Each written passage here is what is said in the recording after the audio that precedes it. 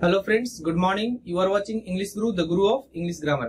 Friends, हम आज आपके लिए लेकर आए हैं revision of English SSC MTS 2017 के लिए, जिसके लिए आप अभी कुछ एग्जाम्स हो गए। 30 तारीख को आपके एक एग्जाम्स हुए, जिसमें एक कैंसिल हो गया और एक एग्जाम आपका मॉर्निंग शिफ्ट का सही रहा। उसका मैंने आपको सॉल्यूशन भी दिया है कॉमन एरर्स का।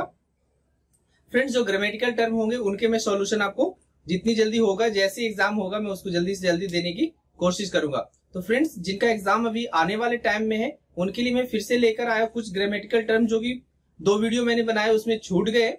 और फ्रेंड्स, अगर आप चाहते हैं उन वीडियो को देखना, तो मैं वीडियो के नीचे इसका लिंक दे दूंगा, आप वहां से जाकर के वो वीडियो देख सकते हैं। तो फ्रेंड्स, ज्यादा देर ना करते हुए चलिए शुरू करते हैं। तो फ्रेंड्स, आज जो हम आपको सेक्शन लेकर आए, हम सबसे पहले देखेंगे कि आर्टिकल में हमें क्या क्या जानना जरूरी है।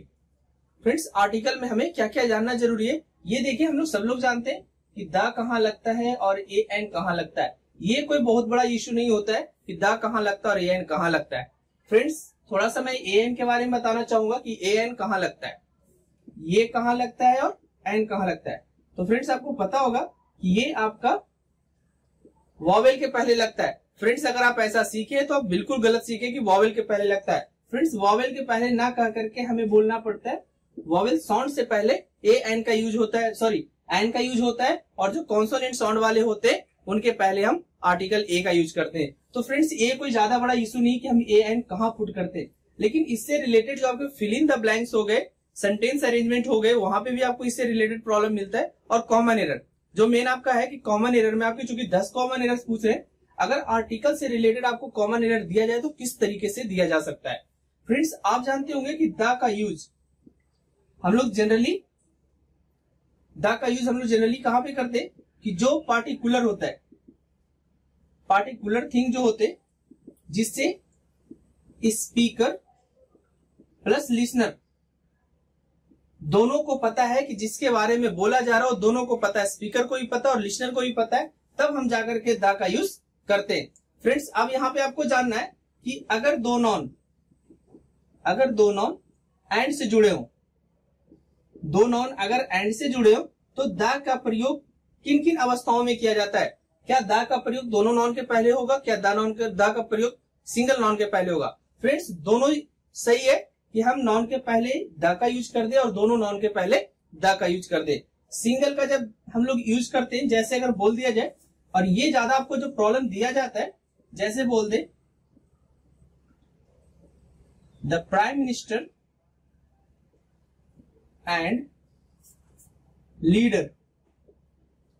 फ्रेंड्स, अब देखिए, the prime minister and leader. अब यहां से कहने का मतलब होता है ये जो दोनों व्यक्ति हैं वो सिंगल व्यक्ति है, व्यक्ति की संख्या कितनी है, 1 है। तो यहाँ पे आपको जो एरर देता है, अब यहाँ पे आती है वर्ब की एरर। रिलेटेड जो प्रॉब्लम आती है कि वर्ब का एरर, कि अगर द का प्रयोग दो नॉन के पहले किया जाए तो वर्ब हमारा कैसा होगा, और अगर यही द का प्रयोग दोनों नॉन के पहले कर दिया जाए तो हमारा वर्ब कैसा होगा। फ्रेंड्स, अब एक नॉन के पहले हमारा द आता है तो उसका मतलब होता है एक व्यक्ति, और अगर दोनों नॉन के पहले आप द आर्टिकल लगा रहे हैं तो इसका मतलब हो गया कि 2 व्यक्ति। और यहाँ पे इसके लिए जो वर्ब आएगा आपका प्लूरल फॉर्म में वर्ब आएगा। फ्रेंड्स, जैसे देखिए, और इसका यूज आप लोग ऐसे भी करते हैं, कुछ एडजेक्टिव के साथ भी आप करते हैं, जब एडजेक्टिव नॉन को क्वालिफाई करता है। जैसे my brother and my guardian. Friends, अब देखें, सॉरी,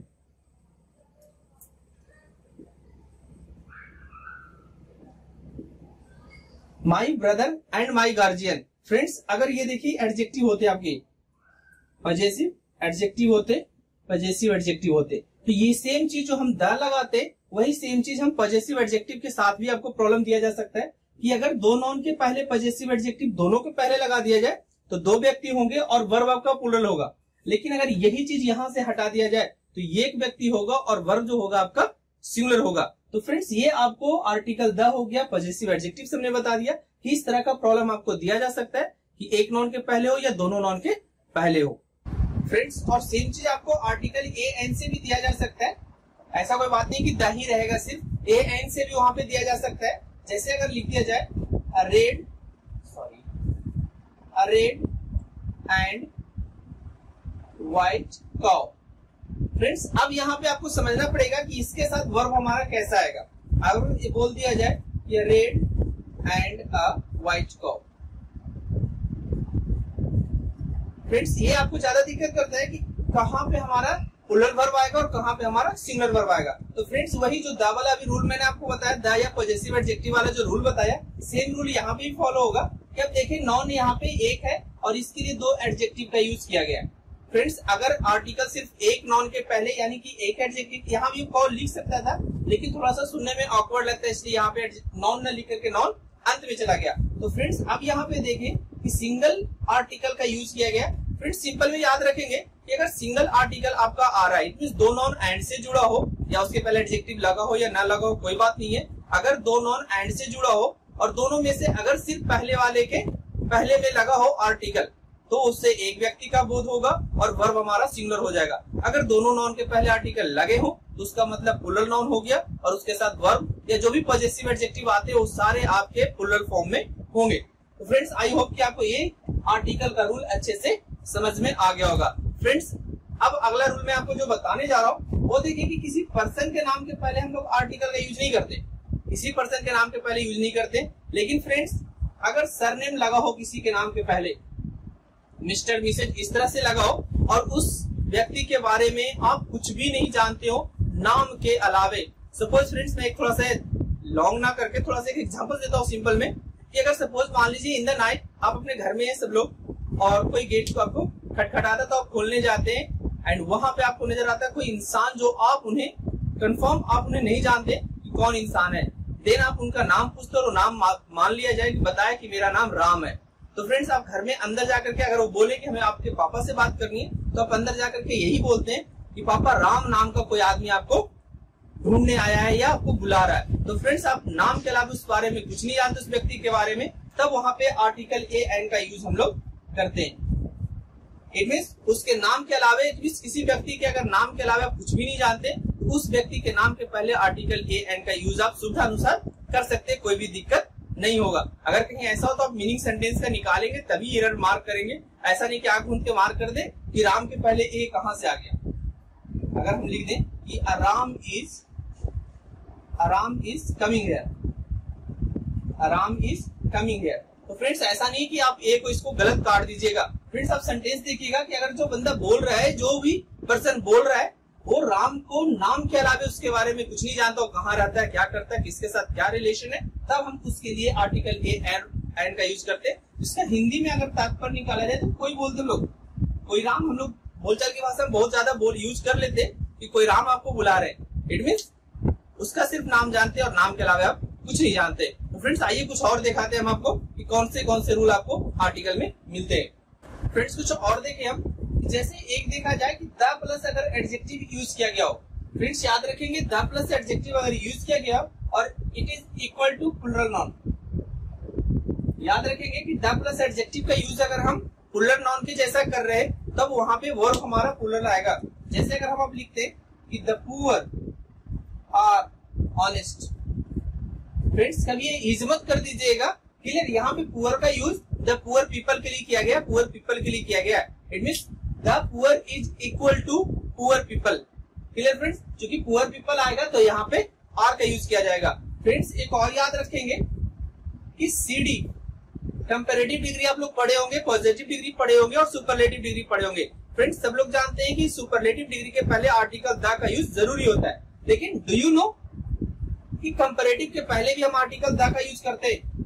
फ्रेंड्स तो अब मैं आपको यहाँ पे दो सिचुएशन बताने जा रहा हूँ जहां पे हम कंपैरेटिव डिग्री के पहले भी आर्टिकल द का यूज करते हैं। जैसे देखिए the more you get the more you want, friends होता है जितना आपके पास होता है उतना ही आप चाहते हैं। तो फ्रेंड्स याद रखेंगे जब पैरेलल कंपैरिजन हो, ठीक है, इट मींस दो समानांतर चीज में, सॉरी पैरेलल इंक्रीज हो, दो समानांतर चीज या तो ऊपर जा रहा है या नीचे आ रहा है, इट मींस दो समानांतर चीजों में या तो बढ़ोतरी हो रही है या घट रही हो चीजें, तब हम दोनों कंपैरेटिव के पहले आर्टिकल द का यूज जरूरी करते हैं। फ्रेंड्स याद रखेंगे कि कंपैरेटिव के पहले तभी यूज होगा जब उसमें दो सामान्य चीजों में या तो बढ़ोतरी हो रही है या दोनों चीज घट रही है, तब कंपैरेटिव के पहले भी द का यूज होता है। जैसे the more you read the more you learn. Clear friends, जितना ज्यादा आप पढ़ेंगे उतना ही ज्यादा आप सीखेंगे। इट मीन्स एक चीज जब बढ़ रहा है तो दूसरा चीज भी बढ़ रहा है। The higher you go the colder you find. Clear friends, तो ये आपका पहला सिचुएशन हो गया कि जहां पे हम सीडी के पहले आर्टिकल द का यूज करते हैं। एक और बात है फ्रेंड्स कि दूसरी जगह हम कहा करते हैं, वो जब देखिए कि दूसरा सिचुएशन आपका तब बनता है जब आपका सीडी के बाद ऑफ द टू लगा हो, ऑफ द टू लगा हो, of the two. It mean CD के बाद जब हमारा ऑफ द टू आए या of the two plus non आए तब हमारा इस सीडी के पहले द का यूज जरूरी होगा।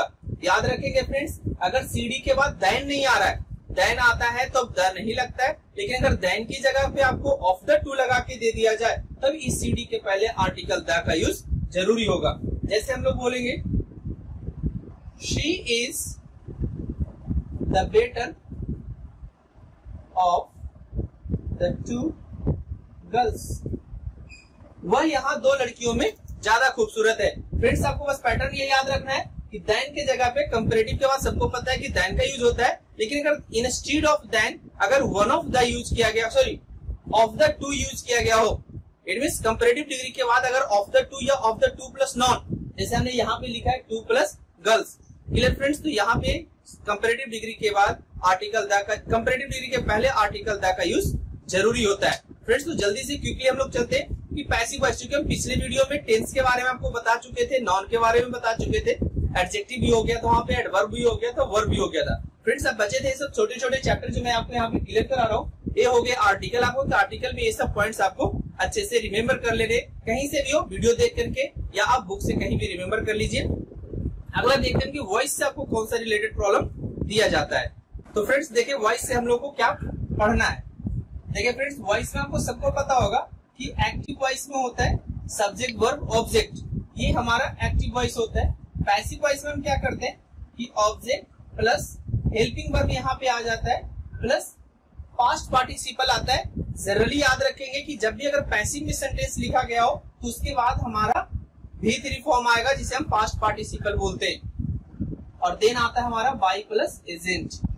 फ्रेंड्स, तो सबसे पहला जो आपको हम रूल बताने जा रहे हो, ये बताने जा रहे हैं कि कब बाई प्लस एजेंट यूज होता है और कब बाई प्लस एजेंट यूज नहीं होता है। फ्रेंड्स, जब हमें सब्जेक्ट, जो एक्टिव वॉइस का सब्जेक्ट है, अगर उसे हमें प्रिंसिपल बनाना है, इट मीन्स वैल्यू देना है उसे, तब हम वहां पे जाकर के बाई प्लस एजेंट का यूज करते हैं। और जब हमें इसे वैल्यू नहीं देना है, ऑब्जेक्ट को वैल्यू देना है, तब हम जाकर के बाई प्लस एजेंट का यूज नहीं करते हैं। ये हो गई एक छोटी सी बात। इट मीन्स जब हमें लगता है कि यार जो इस एक्टिव वॉइस का सब्जेक्ट है उसे कुछ इंपॉर्टेंस दे दिया जाए, तब हम बाई प्लस एजेंट का यूज कर देंगे, नहीं देना चाहते तो नहीं करेंगे। लेकिन अब टेक्निकली चलते हैं कि टेक्निकली हम कहाँ पे बाई प्लस एजेंट का यूज करेंगे और कहाँ पे नहीं करेंगे। तो फ्रेंड्स, याद रखेंगे कि अगर कोई यूनिवर्सल वर्ड दे दिया जाए, यूनिवर्सल वर्ड दे दिया जाए जो पता है कि सिर्फ उसी के द्वारा किया जा सकता है, तब हम यहाँ पे बाई प्लस एजेंट का यूज नहीं करते हैं। जैसे अगर एक्टिव में आपको दे दिया जाए कि people speak English, people speak English. Friends, अगर इसका पैसिव वॉइस बना दिया जाए तो कैसे बनेगा, सॉरी इसमें थोड़ा सा एक और ऐड कर दे हम, हियर। अब हम इसे कैसे करेंगे, English is spoken here. Friends, अब हमें यहाँ पे बाय द पीपल नहीं लिखना पड़ेगा, बाय पीपल नहीं लिखना पड़ेगा। क्यों? पता है कि इंग्लिश कौन बोलेगा। अगर यहाँ की बात की जा रही तो जो यहाँ पे लोग होंगे, अगर आप लगा देते फ्रेंड्स तो अगर कोई गलत काटना चाहे तो उसे गलत काट देगा। याद रखेंगे, कभी भी हम यूनिवर्सल वर्ड जो होता है उसके लिए हम कभी भी बाई प्लस एजेंट का यूज नहीं करते। ये भी आपको प्रॉब्लम दिया जा सकता है कि कहाँ पे हम बाई प्लस एजेंट यूज करेंगे और कहाँ पे नहीं करेंगे। अब सेकंड देखिए फ्रेंड्स कि किन वर्ब्स का हम पैसिव वॉइस बनाते हैं और किस वर्ब्स का हम पैसिव वॉइस नहीं बनाते। ये सबसे बड़ा इश्यू है। कुछ हमें कमेंट्स मिले उसमें कि सर समझ में नहीं आता कि इसको हम चेंज करें पैसिव वॉइस में या नहीं करें। तो फ्रेंड्स, जब हम इसका वीडियो बनाएंगे तब वहां पे ज्यादा डिटेल करेंगे। लेकिन फ्रेंड्स, यहाँ पे मैं आपको क्विक रिवीजन क्लास में यहाँ पे वीडियो में मैं बता दूं आपको, थोड़ा सा सिर्फ आप एक पॉइंट याद रखेंगे फ्रेंड्स। जब हमारा जो वर्ब होता है हम लोग लिखते किसके हो, पैसिव वॉइस में किसे लिखते हैं, बस दो तरीके हैं एक सेंटेंस को बोलने के, एक्टिव और पैसिव। फ्रेंड्स जब वर्ब हमारा ट्रांजिटिव होगा, जब वर्ब हमारा ट्रांजिटिव होगा, ट्रांजिटिव उसे बोलते हैं जो अपने साथ एक ऑब्जेक्ट लेता है। तो वैसे वर्ब जो जिनके बाद में एक ऑब्जेक्ट आएगा उन्हें हम पैसिव वॉइस में ट्रांसफॉर्म करेंगे, और जिनके बाद नहीं आएगा उन्हें हम पैसिव वॉइस में ट्रांसफॉर्म नहीं करेंगे। फिर भी अभी तक आई डोंट थिंक क्लियर हुआ होगा कि कैसे पता करेंगे। फ्रेंड्स मैं आपको यहाँ पे एक ट्रिक बताने जा रहा हूँ कि कब पता करेंगे कि ये जाएगा और नहीं जाएगा। फ्रेंड्स एक सेंटेंस हम लिखते हैं यहाँ पे, I go to school, I go to school, मैं स्कूल जाता हूँ।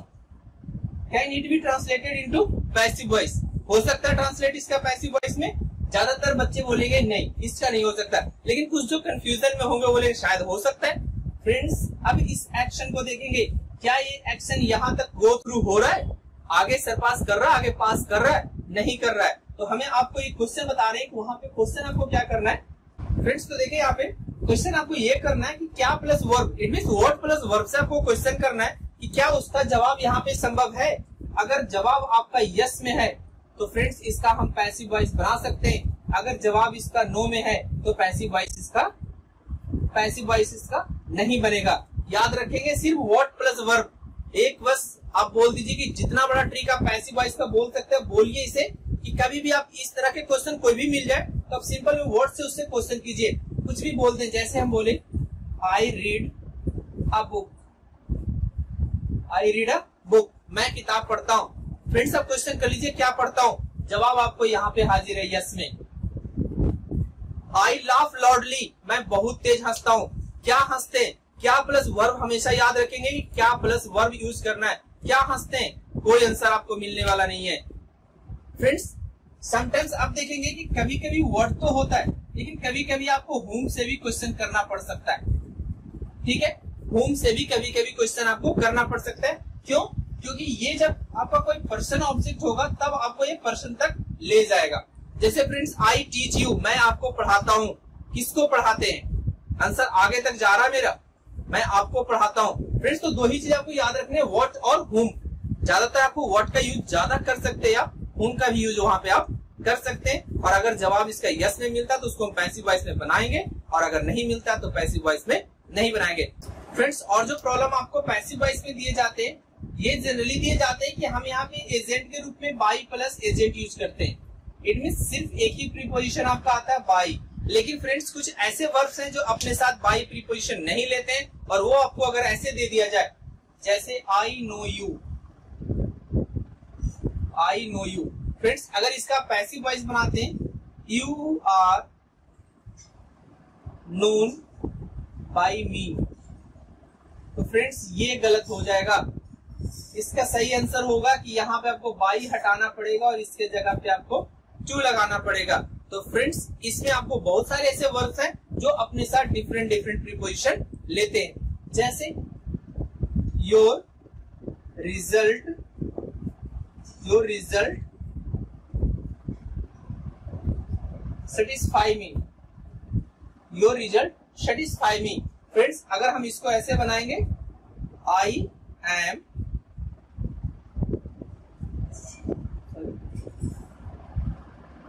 I am satisfied with your result।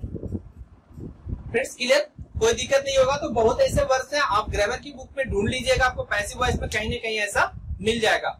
और फॉर डिटेल आपको मैं हमेशा यही कहूंगा कि मेरे वीडियो तक आप इंतजार कीजिए। फ्रेंड्स तो कुछ वर्ड्स ऐसे हैं जो अपने साथ बाई प्रीपोजिशन ना लेकर के अपने साथ डिफरेंट डिफरेंट प्रीपोजिशन लेते हैं, जैसे नो हो गया, सेटिस्फाई हो गया, इंटरेस्ट हो गया। तो इस तरीके से बहुत सारे आपको वर्ड्स मिलेंगे। तो फ्रेंड्स ये थे आपके पैसिव वॉइस से रिलेटेड प्रॉब्लम की इस तरह के प्रॉब्लम आपको पैसिव वॉइस में मिल सकता है। फ्रेंड्स एक और याद आ गया हमें कि आप जो बनाते हैं, फ्रेंड्स तो होता क्या है कि आप जो कमांड का पैसिव वॉइस बनाते हैं, जो आपको रिक्वेस्ट कमांड भी दिया जाता है, ऑर्डर भी दिया जाता है, उसके पैसिव वॉइस बनाते हैं, तो ज्यादा उस पर आप दिमाग मत लगाइएगा। जनरली हम लोग you are ordered to,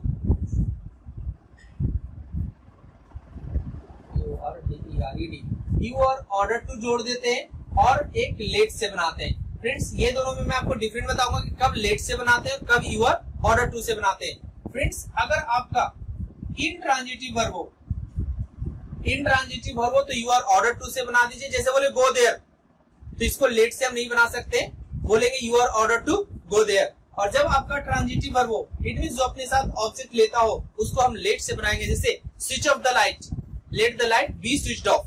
friends ये सब सारी चीजें मैं आपको बताऊंगा डिटेल में, अभी मैं सिर्फ यहाँ पे रिवाइज कर रहा हूँ, इसी में आपको फटाफट बता रहा हूँ। तो फ्रेंड्स इस तरह के प्रॉब्लम्स आपको पैसिव वॉइस से रिलेटेड मिल सकते हैं। फ्रेंड्स अब चलते थोड़ा सा हम देखें नारेशन में हमें क्या जानना जरूरी होता है। फ्रेंड्स तो देखिए हम नारेशन में आपको क्या क्या ज्यादा जानना जरूरी होगा। फ्रेंड्स नारेशन में एक बात याद रखेंगे कि सेड टू और सेड कब चेंज होता है, टोल्ड में। और जैसे हम लोग जब लिख देते हैं यहाँ पे कि अगर शेड लिखें तो क्या ये चेंज होगा टोल्ड में, ये चीज आपको मेन जानना जरूरी है, इससे भी आपको प्रॉब्लम दिए जाते।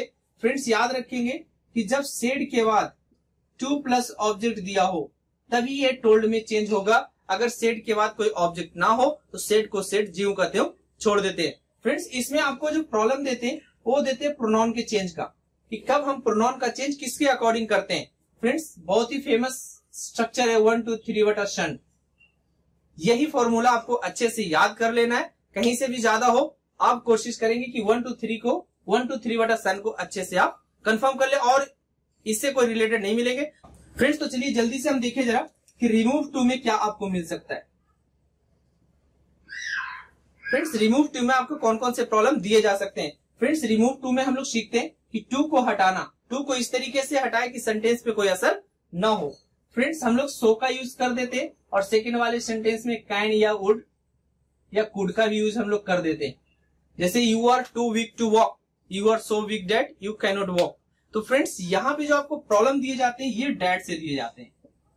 अगर कॉमन एरर में अगर आपको दे दिया जाए तो फ्रेंड्स याद रखेंगे कि डैट की जगह पे वो ना देन दे दे, और आप इतने जल्दी पढ़ते हैं कि आपको ध्यान नहीं रहता है कि डैट लगा है कि देन लगा है। तो इस तरीके के आप पॉइंट्स अच्छे से वहां पे देखेंगे कि अगर रिमूव टू का कोई प्रॉब्लम वहां पे दिया गया है तो देन आएगा कि डैट आएगा। और सो हमेशा याद रखेंगे सो आएगा, कहीं एज लिख दे तो ये भी आपको दिक्कत कर सकता है कि सो के जगह पे एज डाल दे, क्योंकि सो एज लोग नॉर्मली याद रखते हैं कि डिग्री में पढ़ना है सो एज, तो भी चीजें आपको याद रखना पड़ता है। तो फ्रेंड्स ये थे आज के लिए, ज्यादा कुछ खास नहीं था, 3-4 पोर्शन था जो कि मैं सोचा आपको दोबारा बता दूं, जो कि मैं पिछले 2 वीडियो में नहीं बता पाया था। फ्रेंड्स आई होप कि अब जिनका एग्जाम होगा उनके लिए थोड़ा सा ये कुछ रिवाइज टाइप का आपको हो जाए, थोड़ा रिवाइज हो जाए जो आपने ग्रामर अभी तक पढ़ा है। फ्रेंड्स और एक और बात मैं आपको याद दिलाना चाहूंगा कि जैसे ही आपको एसएससी एग्जाम नेक्स्ट जो आने वाला है, जितना जल्दी मेरे पास क्वेश्चन आएगा मैं जल्द से जल्द उसके सॉल्यूशन आपके पास लाने की कोशिश करूंगा। तो फ्रेंड्स आज के लिए बस इतना ही, मिलते हैं नेक्स्ट वीडियो में, तब तक के लिए goodbye, thank you for watching English Guru.